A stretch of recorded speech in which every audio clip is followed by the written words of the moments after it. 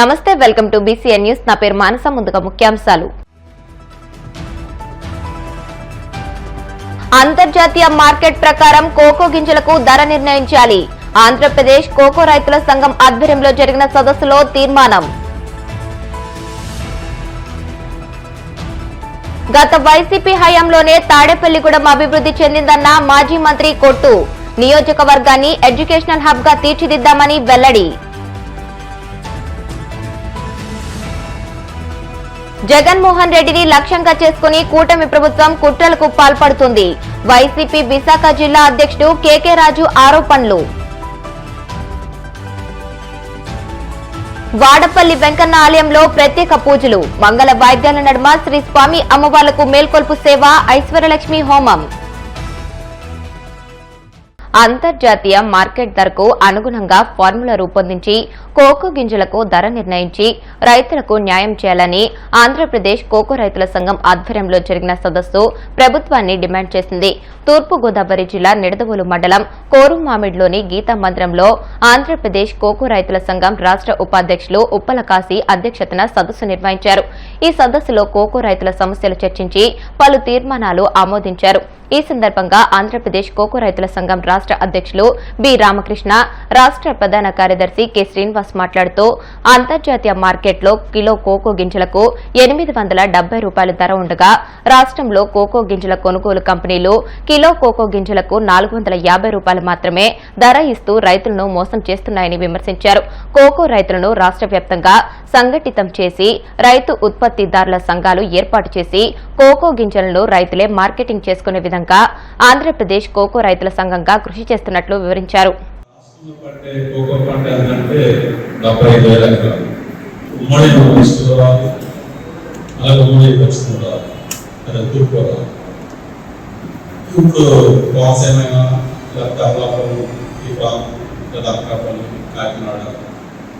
ఎక్కువ తూర్పు గోదావరి, ఏలూరు జిల్లాలోనే ఉన్నది. పశ్చిమ జిల్లాలో తాడేపల్లి ప్రాంతంలో ఉన్నది. ప్రభుత్వం మరొక 1,00,000 ఎకరాలు పెంచాలి అని ఒక ఉద్యాన శాఖకు సంబంధించిన ఒక బిల్లులో ముఖ్యమంత్రి ప్రకటించారు. ఇప్పుడున్న 45,000 ఎకరాలకి 1,00,000 ఎకరాలు పెరిగితే 1,70,000 ఎకరాలకి రాష్ట్రంలో అవకాశం. ఇప్పుడు మన సంఘం వాదన ఏంటంటే 75,000 ఎకరాల పంట అనుకోవడానికే మనకి 1,00,000 ఎకరాలు 1,00,000 ఎకరాల పంట అనుకోవడానికి ఖచ్చితంగా ఒక మార్కెట్ సిస్టమ్ అనేది కావాల్సిన అవసరం ఉంది. వాస్తవంగా ఈరోజు మనం కోకో రైతులు రోడ్డు ఎక్కింది ఏంటంటే అన్సీజన్ బీన్స్ ని మేము కొనుగోలు చేయమని చెప్పేసి మార్చి నెలలో కంపెనీలన్నీ కూడా ముందుకేసింది. అన్సీజన్ బీన్ ఎందుకు కొనుగోలు చేయమన్నారు? వాస్తవంగా అన్సీజన్ బీన్ కొనుక్కుని వాళ్ళు ఎవరు పెట్టుకుని సీజన్ బీన్ వచ్చిన తర్వాత ఈ రెండింటిని మిక్సప్ చేసి వాళ్ళ కంపెనీలు పంపించుకున్నారు. ఈ తేడాలకి బాగా లాభాలు వచ్చాయి. మీరు చూడండి, తేడాగా ఉన్న వాళ్ళు చాలా చోట్ల డబ్బులు బాగా సంపాదించారు. కోకో రైతుకి రాలేదు. ఈ 30 కాలంలో కోకో రైతు సంపాదించింది ఏం లేదు. కోకో రైతుకు ఒక మంచి ధర వచ్చింది ఎప్పుడంటే పోయిన సంవత్సరం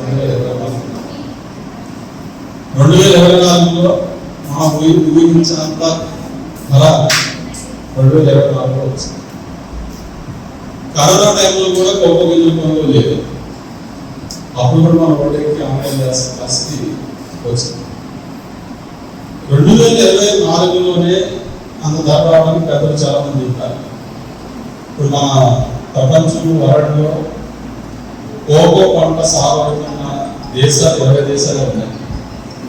మన భారతదేశం 20వ దేశంగా ఉన్నాం. అంటే మనం చివరిలో ఉన్నాం. ప్రధానమైన పండించే 20 దేశాల్లో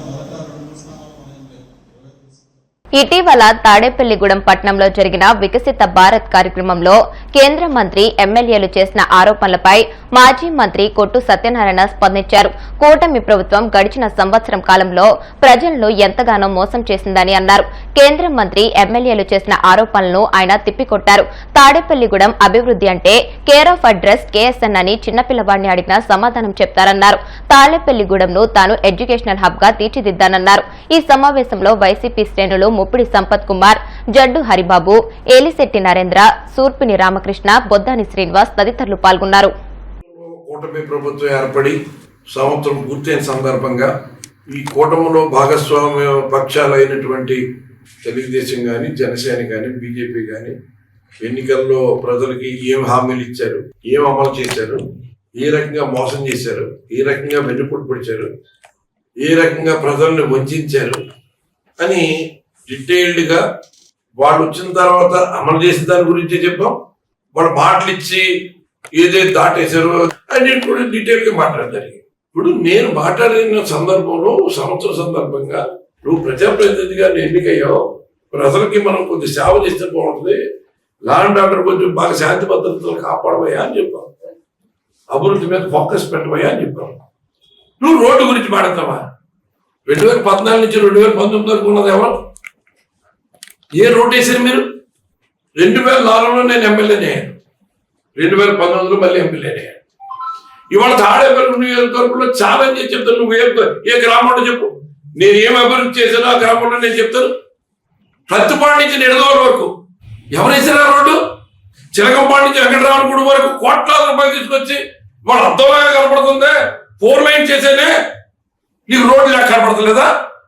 నేను వ్యక్తిగతంగా అందుకే ప్రతి మీటింగ్లో కూడా ఒక ప్రజాప్రతినిధిగా బాధ్యతలు ఏంటి అన్న దాని మీద మాట్లాడతాను. నేను ఏదైనా జరగవలసిన అభివృద్ధి గురించి చెప్తాం, ఎందుకంటే కూలంకషంగా నాకు ఈ నియోజకవర్గం గురించి తెలుసు కాబట్టి చెప్తా ఉంటాం. నువ్వు అది మంచిగా తీసుకుంటే మంచిగా చేయి, ఎవరు చేస్తే ఆడికి అవుతుంది పేరు. అదే మీటింగ్లో కేంద్ర మంత్రి గారు, నేను అది రాజకీయాలకు వచ్చిన తర్వాత అనేక ఆటుపోట్లు ఎదుర్కొన్నాను. 7 ఎలక్షన్లు చేశాను, గెలిపోవడంతోటే కాదు, ఓడిపోతే నీ ఇంట్లో కూర్చోలా, ఓడిపోయినా గెలిస్తే నియోజకవర్గ అభివృద్ధికి ఎవరు చేయలేనంత అభివృద్ధి చేశాను. నేను స్వయం కృషితోటి శాసనసభ్యుడిగా పోటీ చేసి 2 సార్లు ఓడిపోయి మళ్ళీ గెలిచి ఒక రాష్ట్రానికి ఉప ముఖ్యమంత్రి స్థాయికి వెళ్ళి నాకు అప్పచెప్పిన శాఖని సమర్థవంతంగా నిర్వహించాను.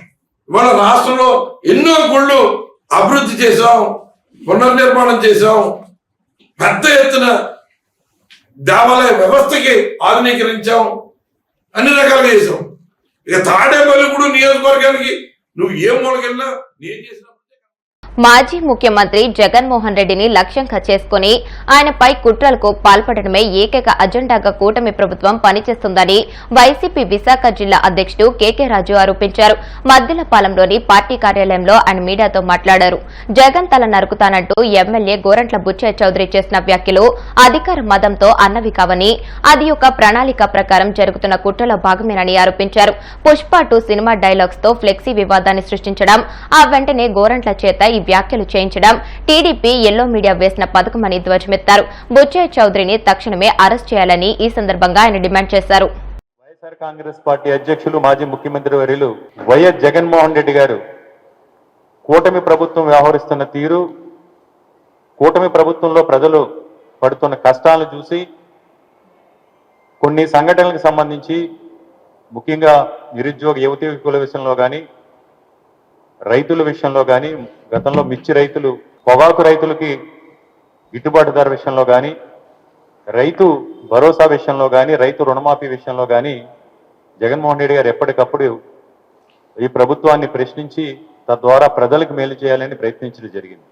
లా అండ్ ఆర్డర్ అనేది పూర్తిగా వారి చేతుల్లోకి తీసుకుని రెడ్ బుక్ రాజ్యాంగాన్ని అమలు చేస్తూ ఈ ప్రభుత్వాన్ని ప్రశ్నించిన వారిని ఈ ప్రభుత్వం ఇబ్బంది పెడుతున్న తీరుల వల్ల నష్టపోయిన కుటుంబాల్ని, అన్యాయానికి గురైన కుటుంబ సభ్యుల్ని పరామర్శించడానికి జగన్మోహన్ రెడ్డి గారు వెళ్లే క్రమంలో ఈరోజు జగన్మోహన్ రెడ్డి గారికి ఎక్కడ వెళ్ళినా సరే వేలాదిగా కదిలించిన జనం కూడా కదిలి వచ్చి, ఎక్కడో కూడా ఎవరో ఏ నాయకులు కదిలించాల్సిన అవసరం లేకుండా కదిలి వచ్చి తండోపతండాలుగా ఈరోజు జగన్మోహన్ రెడ్డి గారికి బ్రహ్మరథం పట్టి మీరు మా తరపున పోరాటం చేస్తున్నందుకు మేమందరం కూడా మీ వెన్నంటి నడుస్తామని ప్రజలు స్వచ్ఛందంగా తరలి వస్తూ ఉన్నారు. వైఎస్ఆర్ కాంగ్రెస్ పార్టీకి సంబంధించిన ఒక నాయకుడు ఈ కూటమి ప్రభుత్వం వేధింపులు తట్టుకోలేక ఆత్మహత్య చేసుకున్న సందర్భంలో ప్రథమ వర్ధంతి సందర్భంగా ఆయన విగ్రహాన్ని ఆవిష్కరించాలని కోరినప్పుడు జగన్మోహన్ రెడ్డి గారు ఆ కుటుంబ పరామర్శకు వెళ్ళినప్పుడు వందలాది మంది పోలీసులతో భారీ కేడ్లతో ఏ విధంగా జగన్మోహన్ రెడ్డి గారిని కట్టడి చేసే ప్రయత్నం చేశారో పర్మిషన్స్ ఇవ్వకుండా మనందరికీ తెలిసింది. తెలుగుదేశం పార్టీకి సంబంధించిన ఒక సానుభూతిపరుడో కార్యకర్తో నాయకుడో ఒక సినిమా డైలాగ్ సంబంధించి జగన్మోహన్ రెడ్డి గారి ఫోటోతో ఒక ఫ్లెక్సీ పట్టుకొచ్చి అక్కడ ప్రదర్శించడం జరిగింది.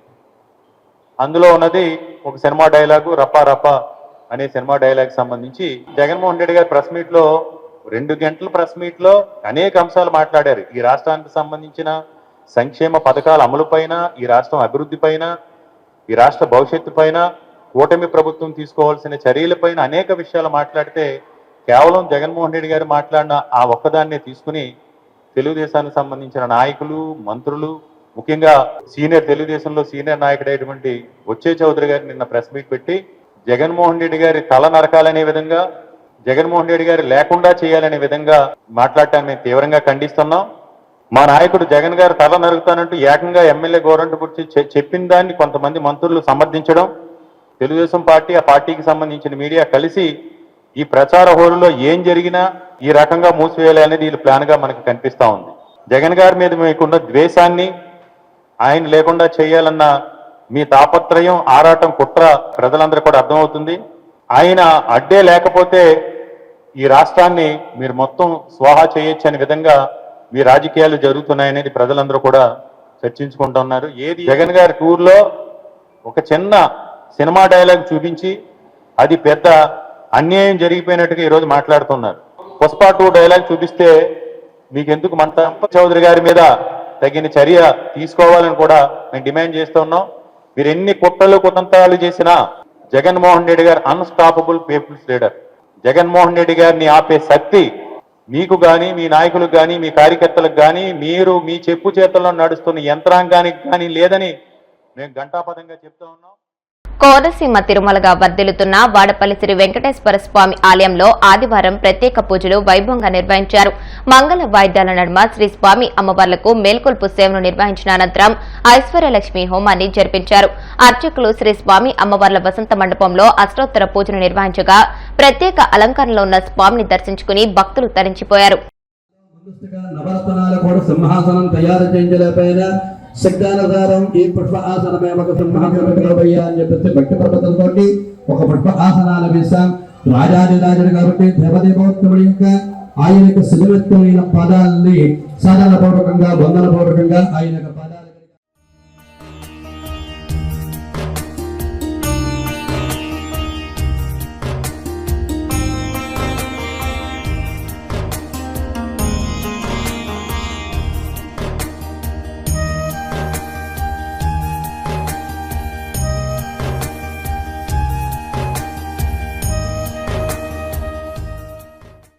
అంతర్జాతీయ యోగా దినోత్సవం సందర్భంగా ఒంగోలులోని మినీ స్టేడియంలో యోగాంధ్ర కార్యక్రమాన్ని ఘనంగా నిర్వహించారు.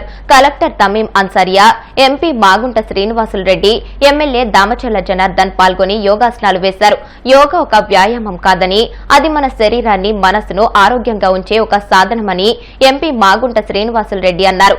దీనిని భవిష్యత్తు తరాలకు అందించే బాధ్యత మనదేనని అన్నారు. జిల్లాలో గత నెల రోజులుగా ఎంతో ఉత్సాహంగా యోగా కార్యక్రమాలు నిర్వహించారని తెలియజేశారు. జిల్లా కలెక్టర్ తమీం అన్సారియా మాట్లాడుతూ యోగాను మన జీవన విధానంలో భాగం చేసుకోవాలని అన్నారు. ఈ కార్యక్రమంలో దాదాపు 6,000 మంది విద్యార్థులు, ప్రజలు పాల్గొని యోగాసనాలు వేశారు.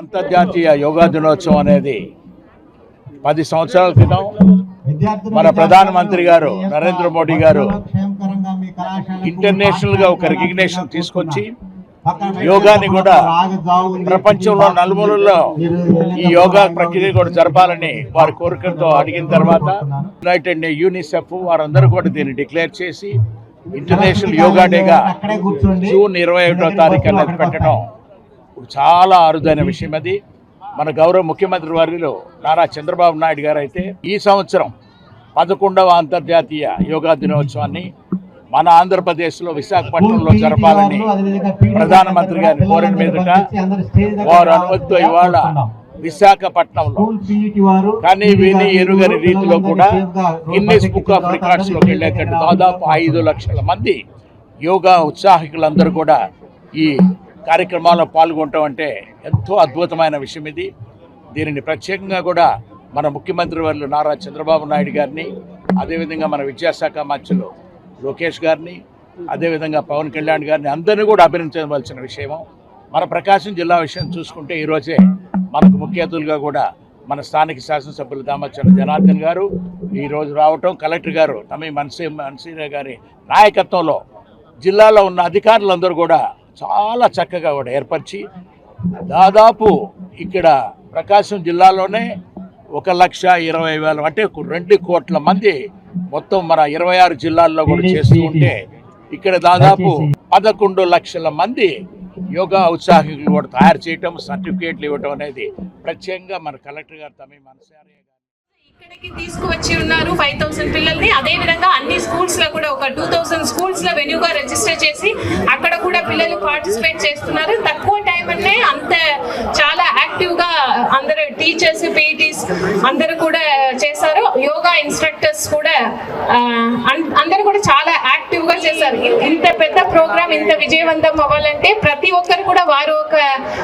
పార్ట్ ని, రోల్ ని చాలా చక్కగా చేశారు. ఇక్కడ ఆడియో గారు, తహసీల్దార్ గారు ఒంగోలు, సో ఇక్కడ మనం ఎక్కువ ఒంగోలు ఏరియాలో ప్రోగ్రామ్ పెట్టాము. దాన్ని అన్ని కూడా ఎక్కడ కూడా లాగ్ అవ్వకుండా చాలా బాగా చేశారు. ఇప్పుడు కాసేపు ప్రకటనలు.